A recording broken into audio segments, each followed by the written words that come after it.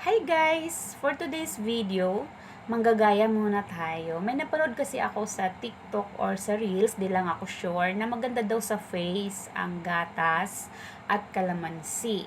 Kaya ito na nga guys, ginaya ko, gaya-gaya, putumaya, paglaki maganda, char. Ayan guys, pinaghalo ko na nga yung gatas at saka kalamansi. Ang gamit ko palang gatas dito guys ay birch tree powder. At ayan na nga guys, pagkahalo ko ay in-apply ko na nga sa aking face. Huwag nyo na po pansinin ang aking haggard na face. Kahit di po ako haggard, laging haggard. Ewan ko ba dyan sa face ko. Ayan guys, at ina-apply ko na nga siya sa face ko. Sana maging effective siya. Pero kung hindi naman, it's okay lang. Tanggap ko naman na ganito na talaga ako. Sabi nga po, walang pangit sa paningin ng Diyos. Lahat tayo ay magaganda, pantay-pantay. Ayan guys, at in-apply ko na nga siya.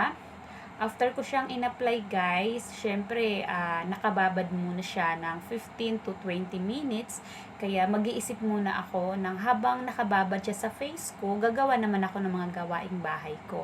Ayan, nakita ko yung hugasin ko sa aming lababo. Hinugasan ko siya habang yung aking face naman ay nakababad ang kalamansi at powder. Ayan, habang naghuhugas ako, nag-iisip naman ako, ano kaya yung susunod na gagawin ko. Ayan, after ko maghugas dyan, nakita ko naman yung aming cabinet na gulo-gulo.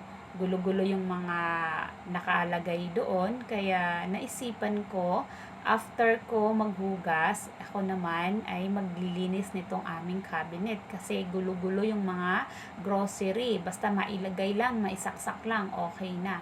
Ayan guys, at nilinis ko na nga siya para naman ma-organize siya, maganda tingnan. At saka pag meron kang kukunin na mga kailangan sa pagluluto, madali mo lang siyang makukuha. Hindi ka na maghahanap, di mo na hahalongkatin pa. At minsan, naiisip mo na meron pang ganon pero wala na pala, kaya tatakbo ka sa tindahan para bumili. Mas maganda yung organize kasi pagbukas mo ng cabinet, makikita mo agad. Katulad niyan, ayan, nakalagay yung tidbits, nakalagay yung toyo, pansit canton, gatas, Milo, Quaker Oats, mga konting dilata, pork cubes, meron kaming konting chichirya, mga biskwit, at saka meron din po kami ditong na Navitas na barley grass na order namin online. At yan, merong mani, medyo magic sarap, meron kami all-purpose flour,